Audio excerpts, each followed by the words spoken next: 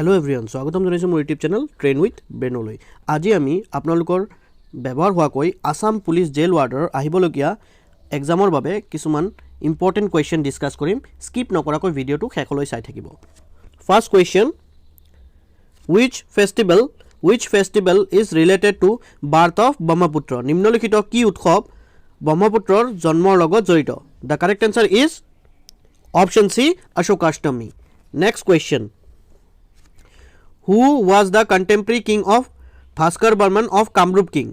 Kumar Bhaskar Burmanor সমসাময়িক ৰজা কোন আছিল? The correct answer is option C, Harshvardhan. Harshvardhan কামৰূপৰ ৰজা কুমাৰ ভাস্কৰ বৰ্মনৰ সমসাময়িক আছিল আৰু হৰ্ষবৰ্ধনৰ ওপৰত এখন কিতাপ লিখা হৈছিল হৰ্ষচৰিতা। আৰু কোনে লিখিছিল? Banabhatta. Next question, Disaster Management Act was made in দুৰ্যোগ ব্যৱস্থাপনা আইন কেতিয়া তৈয়াৰ কৰা হৈছিল? The correct answer is option B, 2005. 2005 চনত দুৰ্যোগ ব্যৱস্থাপনা আইন তৈয়াৰ কৰা হৈছিল। Next question, who created Khalsa Panth by giving Amrit to Sikh? Khalsa Panth কোনে সৃষ্টি কৰিছিল? The correct answer is option C, Guru Gobind Singh. Khalsa Panth Guru Gobind Singhe সৃষ্টি কৰিছিল। Next question, Argentina is in which continent? Argentina ক'ত অৱস্থিত? The correct answer is option D, South America. Argentina South America অৱস্থিত আৰু আৰ্জেণ্টিনাৰ capital হৈছে বুনো Aires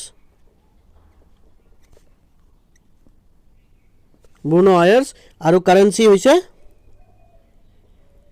currency হৈছে পেছো। Next question, the national anthem of Assam is written by অসমৰ জাতীয় সংগীতৰ লিখক কোন? The correct answer is option A, Lakshminath Bezbaroa.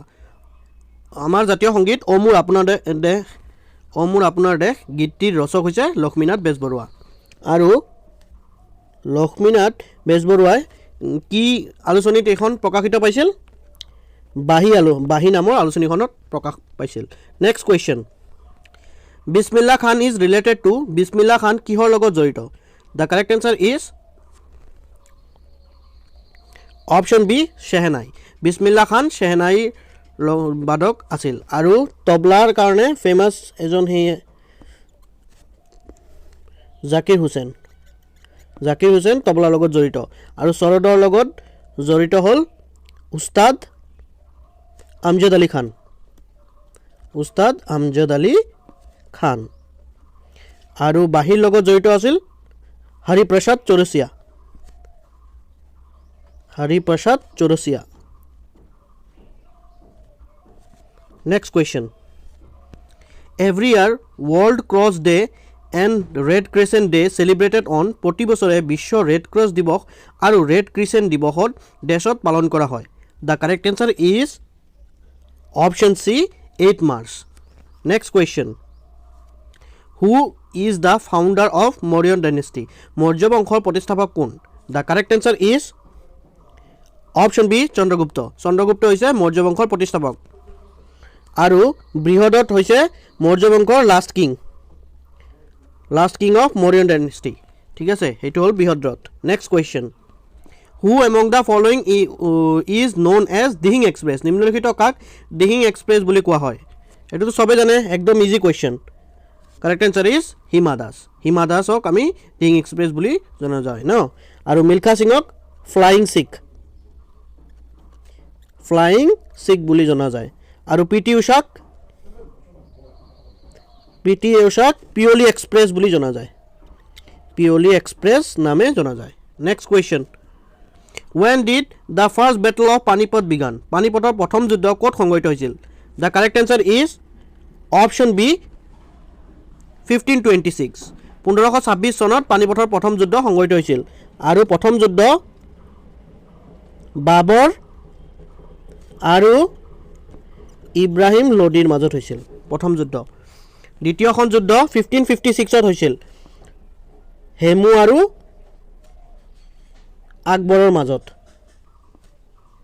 আকবৰৰ সাইডৰ পৰা যুঁজ দিছিল বেহৰাম খান কেতিয়াবা অপশ্যনত হেমু এণ্ড বেহৰাম খানো আহি যায় আৰু থাৰ্ড বেটল অফ পানিপথ আছিল 1761 এইটো আছিল Ahmed Shah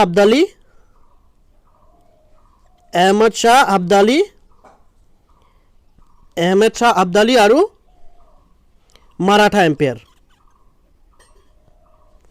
next question What bell did the Ahom ring after winning the war? আহোমসকলে যুদ্ধত জয়ী হোৱাৰ পিছত কি ঘণ্টা বজাইছিল? The correct answer is option B জয় ঘণ্টা আহোমসকলে যুদ্ধত জয়ী হোৱাৰ পিছত জয় ঘণ্টা বজাইছিল next question Who was the first governor of Assam after India's independence? Bharat স্বাধীন হোৱাৰ পিছত অসমৰ প্ৰথম গভৰ্ণৰ কোন আছিল? The correct answer is option B Muhammad Saleh Akbar Hedri next question 90% of one horn rhino is found in 90% এশিঙীয়া গড় ক'ত পোৱা যায় the correct answer is option C Kaziranga national park Kaziranga ৰাষ্ট্ৰীয় উদ্যানত 90% এশিঙীয়া গড় পোৱা যায় আৰু ওৰাংখন হৈছে smallest national park of Assam ন আৰু পবিতৰা হৈছে ৰাইনোৰ হাইয়েষ্ট পপুলেশ্যন ডেন্সিটি দেখা যায় তাতে আৰু কাজিৰঙা আৰু মানসখন ইউনেস্কো ৱৰ্ল্ড হেৰিটেজ সাইটত আছে আৰু কিমান চনত অন্তৰ্ভুক্ত কৰাইছিল 1985 next question the first medical college of Assam established at Pratham Medical College ক'ত অৱস্থিত The correct answer is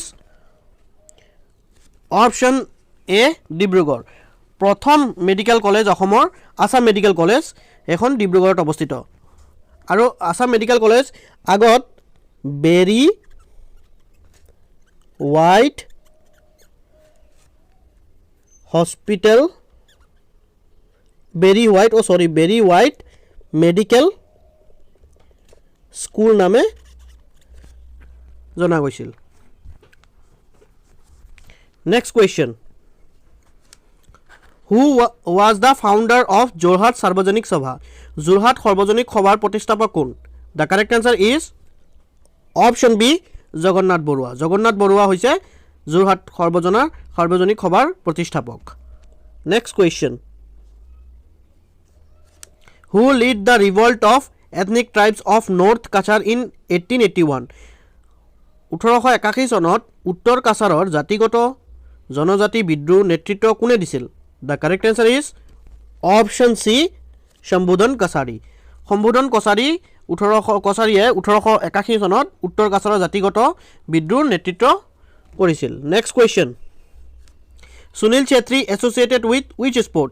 Sunil Chhetri কি খেলৰ লগত জড়িত খেল চোৱাবিলাকে জানিব দে এইটো কিহৰ লগত জড়িত the correct answer is option B football আমাৰ ইণ্ডিয়ান ফুটবল টিমৰ কেপ্টেইন হৈছে Sunil Chhetri next question who is to conduct the election to the panchayat and municipalities নিম্নলিখিত কোনে পঞ্চায়ত আৰু পৌৰসভাসমূহৰ নিৰ্বাচন কৰোৱায় the correct answer is option C state election কমিশ্যনে পঞ্চায়ত আৰু মিউনিচিপালিটি ইলেকশ্যনবোৰ কণ্ডাক্ট কৰোৱায় আৰু ইলেকশ্যন কমিশ্যন অফ ইণ্ডিয়াই প্ৰেচিডেণ্টৰ ইলেকশ্যন কেতিয়াবা আহে এক্সামত প্ৰেচিডেণ্টৰ ইলেকশ্যন কোনে কণ্ডাক্ট কৰায় সেইটো হ'ল ইলেকশ্যন কমিশ্যন অফ ইণ্ডিয়াই next question which is the largest district in Assam অসমৰ আটাইতকৈ ডাঙৰ জিলা হৈছে the correct answer is option C Karbi Anglong হৈছে অসমৰ আটাইতকৈ ডাঙৰ জিলা আৰু সাউথ সালমাৰা দক্ষিণ সালমাৰা হৈছে আটাইতকৈ সৰু smallest district land wise next question শেষ হ'ল থেংক ইউ এভৰিৱান সকলোকে ধন্যবাদ জনাইছোঁ আমি আমাৰ ভিডিঅ'টো চোৱাৰ বাবে আমাৰ ভিডিঅ'টোৰ পৰা যদি আপোনালোকে উপকৃত হৈছে প্লিজ লাইক শ্বেয়াৰ আৰু ছাবস্ক্ৰাইব কৰিব আমাৰ ইউটিউব চেনেলটো